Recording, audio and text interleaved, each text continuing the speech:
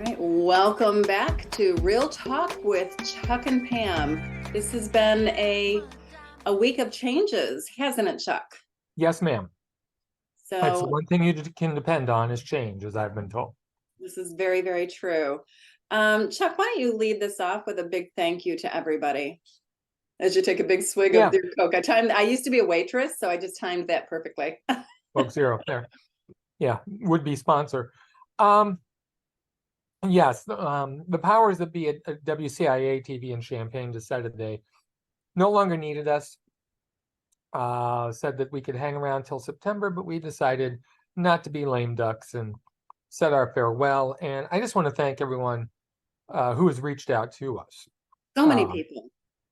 yeah, email, social media, so many ways. I'm sure you've heard too, but people have just been so nice in expressing their disappointment as far as what happened, as far as how much they're going to miss us. You don't have to miss us, just come here. But still, it's different when you turn on the TV and there we were. So I just want to say thank you to everyone for reaching out. It really has meant a lot to me. Same to me. I actually am rather overwhelmed by the responses that we've gotten from so many different people that I don't know and have never met. But I truly appreciate each and every kind word that has been uttered. And um, I'm just kind of speechless by how many people have reached out to us. So thank you, thank you, thank you. But yes, you can still find us here, Real Talk with Chuck and Pam, on Facebook, on Twitter sometimes. We're changing over to Threads, Instagram, and of course, Facebook, as well as our website. So Mhm. without further ado, let's start with the first one. I would like to start, if this is okay with you, sir, to start with Teenage Mutant Ninja Turtles Mutant Mayhem. I love it when they put a colon in a title because it's just so much more fun to say that mouthful. You did very well with that because you usually give up on those colonnated titles. And I Colon don't know if is in colonnated the is a word. word, but it is now. It is now. I like that. In fact, I might like that more than no, I did like the movie a lot. I was actually surprised. Tell us about the movie because most people might think that this might be more up your alley than mine, and I think they're going to be quite surprised. Well, when I wrote my review, I said that I never was into the Turtles Oh, because that came out when I was in college. okay. So I was, very much preoccupied with other things. Were you? Um, you know, and even though I love superheroes and the whole comic book thing, even the whole premise of that seemed a little silly to me. So I never got into them. This is actually, and I probably shouldn't even make this confession, but sitting through Mutant Mayhem, it's the first one of the movies I've sat through with them. Is it really? The very first one, yeah. And I knew the story, the origin and all that stuff. I knew the cursory, just the outlines of it. Um, and Mutant Mayhem does a great job of catching people up. If you don't know what's going on, we get a great recap of the origin through Splinter. And for those of you living under a rock, this radioactive ooze comes down into the New York sewers one night and it infects a rat who then mutates into Splinter, and then 4 baby turtles who mutate into, I don't know, humanoid turtles. I don't know. And Splinter names them after Renaissance painters Donatello, Raphael, Michelangelo, and Leonardo.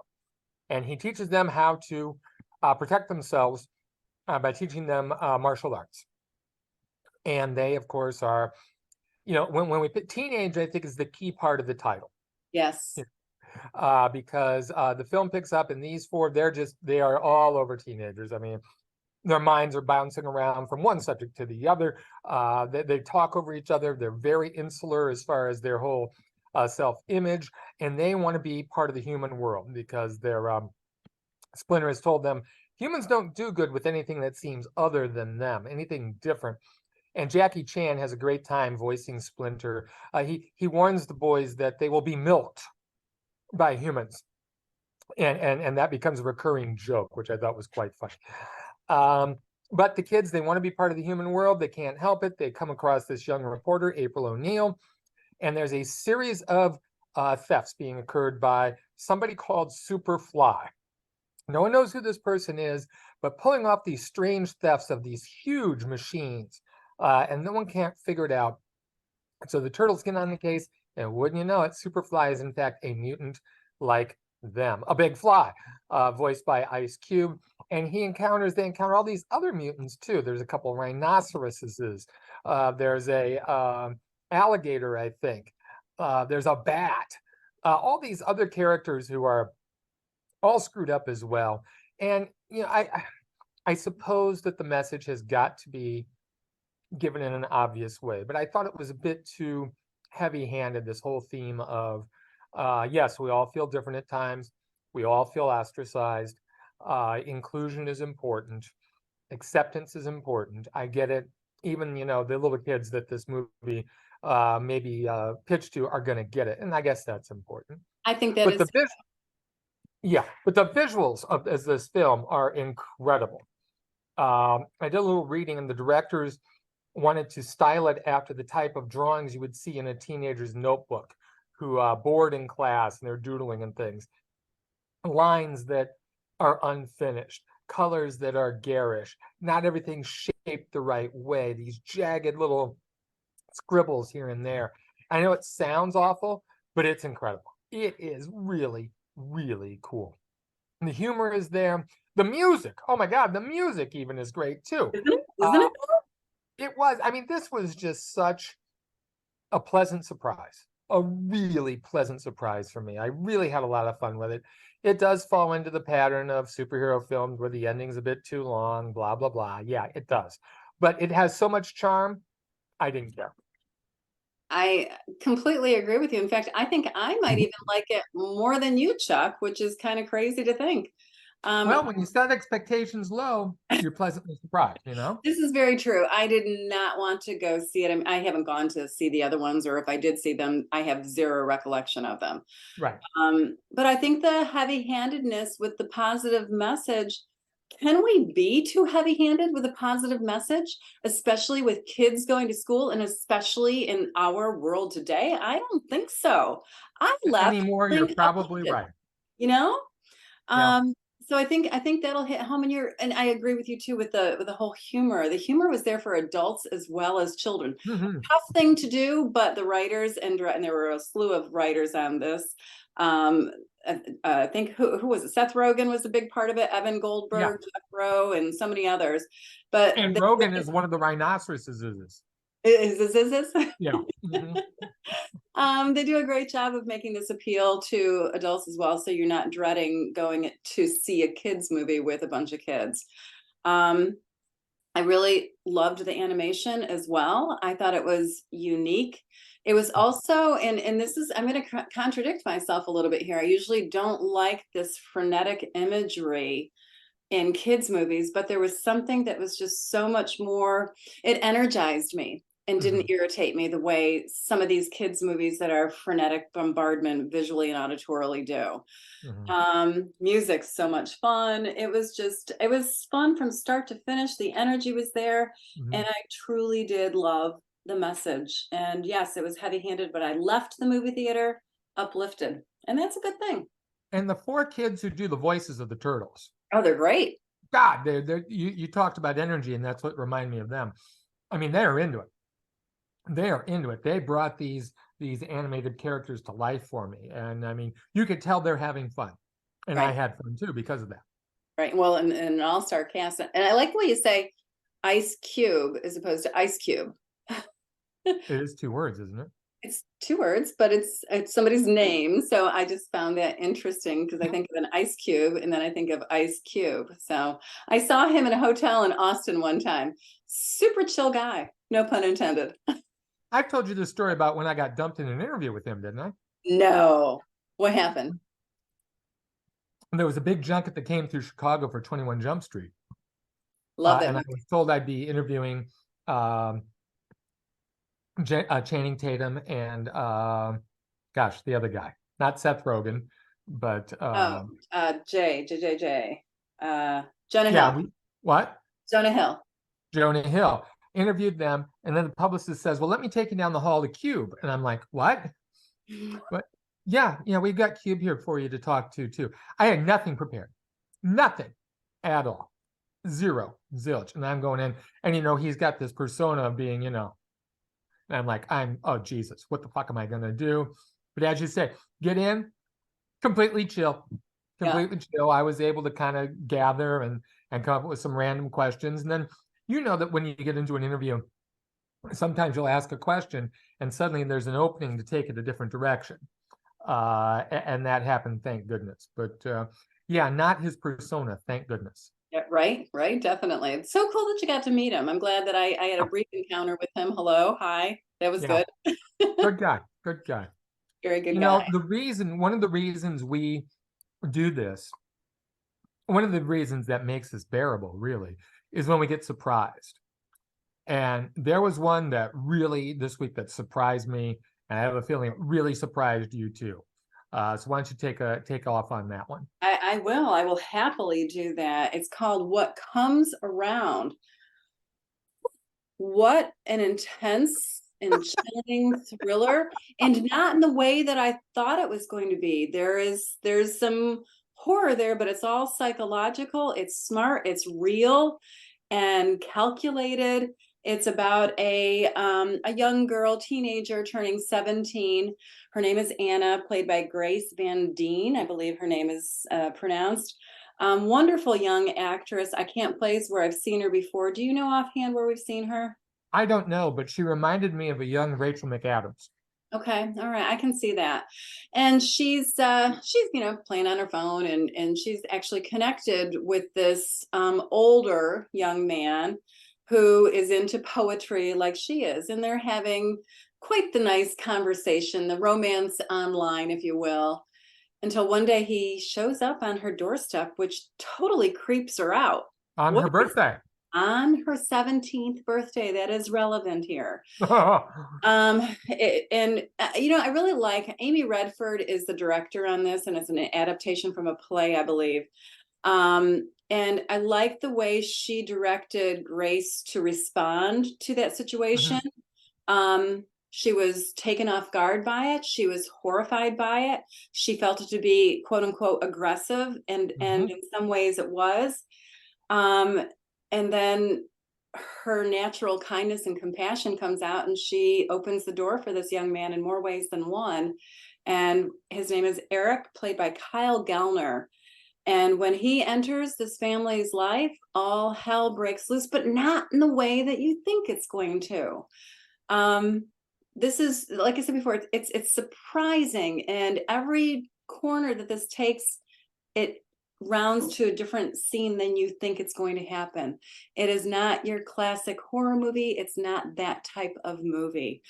We find out that Beth, who's played by Summer Phoenix, she plays Anna's mom in the movie. She's a single mom, having raised Anna on her own. She's engaged to Tim, played by Jesse Garcia. And when this family meets Eric, we see that there's a lot more than we realize. There's a past here. Whose past is no? Don't say anything else.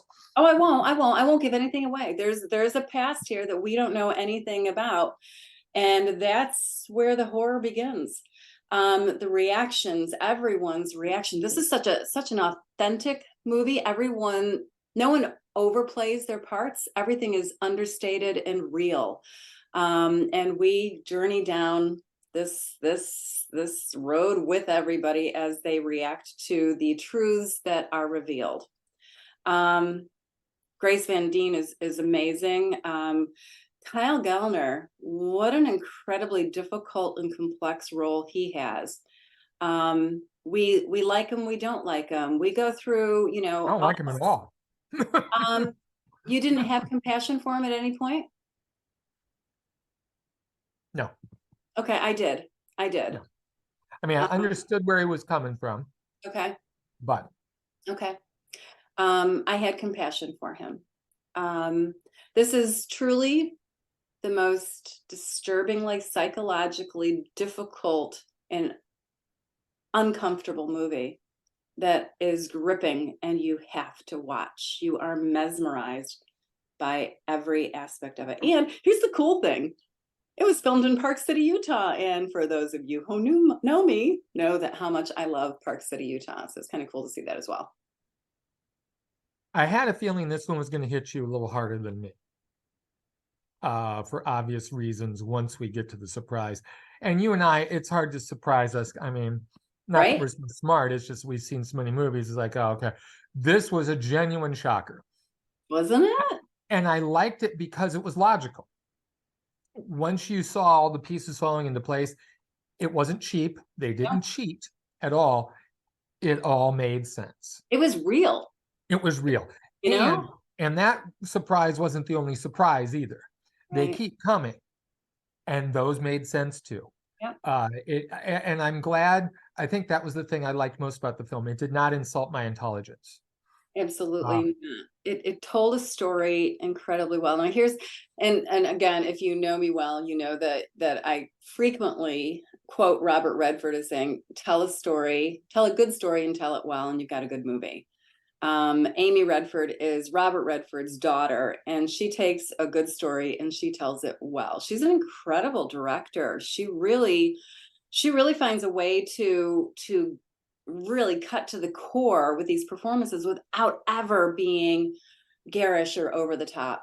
well, I think she obviously has an eye for casting, because I'm not sure how many often they rehearse this. They must have, prepped it again and again. But she obviously has an eye to see that this is all going to fit together. The Right. kid, what's his name again? The kid who, Kyle Gallner, boy, he is good, right? because you see him. He's what, about 28 at this point, the 26, character. 28, yeah. Yeah, but his performance is anchored. He's a child. Yes. He's a child. And boy, that ain't hard to that is not easy to pull off. Yeah. But you can see that he is stuck. And maybe I should have had more sympathy for him. Maybe this guy just did so good of a job that I just couldn't get past it. Okay. And maybe the whole parent thing kicked in with me, and I'm like, yeah, no, no, no, no, no, no, no, no. But kudos to the actor. I mean, he just knocked it out of the park, as did the young lady. They Oh, all do. they all do. Um, Summer Phoenix does as well. I mean, playing the mom in that situation. Great part, great Whew, part. And what an ending. What an ending. perfect. The Poetic. final scene between mother and daughter. Boom. One last little dig, one last little surprise for us. And just leaves you, wow. And another great thing, it's 85 minutes. I We're know, not, right? we're no, but seriously, we're Yeah. not screwing around here. And this is to Redford's credit, because this is not the type of story where you want any lag time. You want to keep hitting, you want to keep us on our heels. Once we figure out what's going on, you want to keep us on our heels and not have any, lag in there. And kudos to her for that too, because this thing just cooks. And And I I think was it just, it speaks to its intelligence. And I also think that and we've also talked about theatrical performances versus stage performances. And I believe this was a play, and you can feel that timing, because when you have mhm. stage Yeah. production, you can't have downtime. Otherwise, people are snoozing and someone's, throwing something at you. Not that that's ever happened to me, but yes, you have to have that timing down perfectly or you lose your audience. So I can see that in this film. Smart movie. I have a feeling this one's going to stick with me for a while. Oh, I know it will with me as well, for sure. What else do we have this week, sir? One other that stuck with me for a Hmm. while, and I know you haven't seen it, so I'll be real quick. A Okay. horror film called Talk to Me. Oh yeah, I kind of wanted it just with the title. I kind of wanted to see it. The title is the whole thing. The Okay. title is the whole thing, and you don't realize it until you start watching this. This movie is all about alienation. This movie is all about how this generation, the teens, have uh, just walled themselves off with their phones and the social media, and no one ever has a true connection with each other. And how this eats away at you. It's filmed from Australia, Okay. actually, and it all deals with this hand, this petrified hand that has been covered in plaster. And these teens get a hold of it. Its origin is, dubious. It is said that the actual hand that is in it was from a psychic who could see things. And of course, it's all this bullshit that teens go through and everything, and everyone gets curious about it because apparently when you grab this hand, you can see dead spirits. Okay. Well, no one believes it. Our three principals don't believe it until they go and they see this, and the one young lady tries it, and wouldn't you know, she sees dead people. Not Haley Joel Osment dead people, but other dead people. And her mother has recently died. Aww. Uh-huh. And guess who she ends up talking to eventually? The trick is, though, is that you've got to let go of the hand after 90 seconds, because if you don't, then those spirits take you over. And then there's no coming back. Takes a little while to get going. But once we get into the premise, there's one surprise after another. The ending. Oh my God, the ending is so perfect. So, and we've been talking about how endings suck. There have been good endings lately. Barbie, Right. great ending. Oh my God, right. What comes around, great ending. Talk to Me, great ending. It just fits completely to everything that's going on. Great performances. And again, I love the horror films that actually have something to say. And this whole thing about us not making true connections anymore Right. is really at the core of this. And then really, as again, you don't think about the title until you watch the movie. It's like, oh, I get it now. Oh, and when you grab the hand, Yeah. you see the person, you have to say, I let you in. And when you say that, then they share what's going on.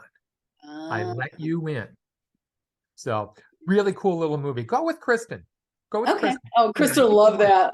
What? She hates horror movies.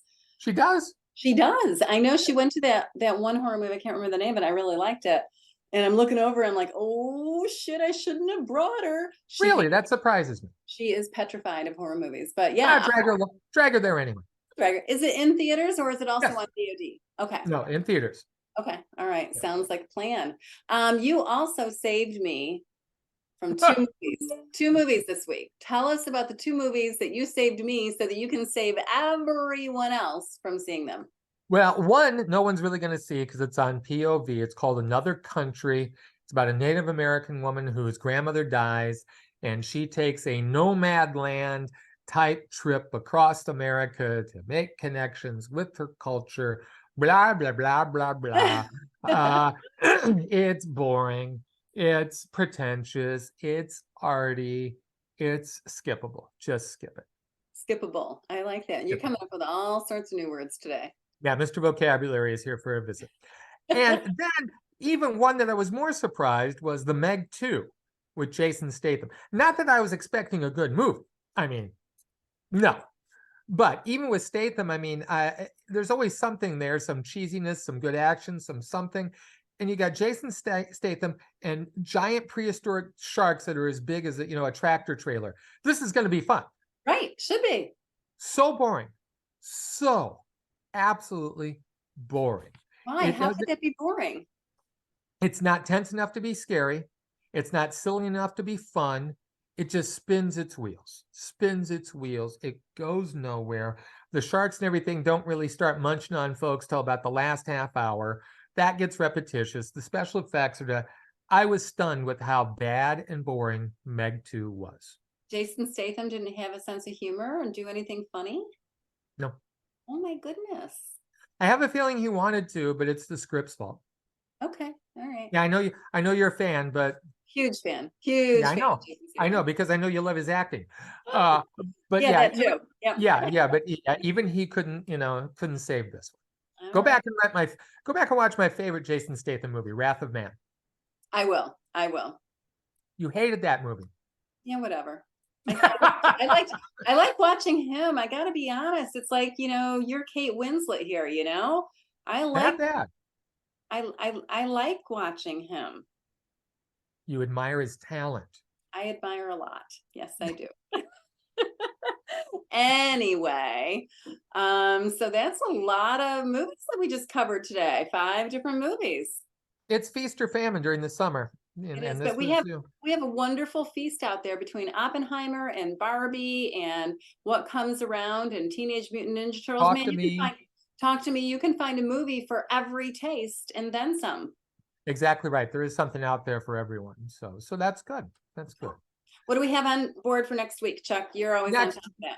Next week, we've got a movie I'm very curious about called Jewels. Oh yeah, we got the Ben link for that. Kingsley in a comedy. Let's see what he can do. Yeah, about a suburban family. I think it's him and Jane Curtin, and they adopt an alien. Okay, so Jane Curtin is no stranger to alien stuff. If Right. you remember Saturday Night Live. If there's a Conehead joke in this movie, I'm going to give it a positive review. I don't care what happens. There we go. I think that's a good bet to have. And also next week, take an expansion on a short chapter from the novel Dracula, The Last Voyage of the Demeter, horror film that's coming out. I'm quite interested in that one, actually. Yeah, I've read that book many times. I love Dracula. I know it backwards and forwards. This is like one chapter in the book, Okay. where he is traveling from Transylvania to London. The boat comes in, everyone's dead. We don't really know what happened. Apparently, this movie's going to fill in that gap. Cool. I think that sounds like fun. Yeah, and I think there's a couple other things next week. We'll get to them when we get to them. All right. That sounds wonderful. Everyone, thank you so much for tuning into our relatively weekly podcast. And thank you again for all of your support through, it's been kind of tough for us this last week. So thank you for your support, and we do appreciate your support on all of our sites, and please keep coming back and listening, and hopefully we'll have some exciting news for you in the next few weeks, and we'll let you know where we land. We will land on our feet though, and then we will sit down in our seats. Have a good week, everybody.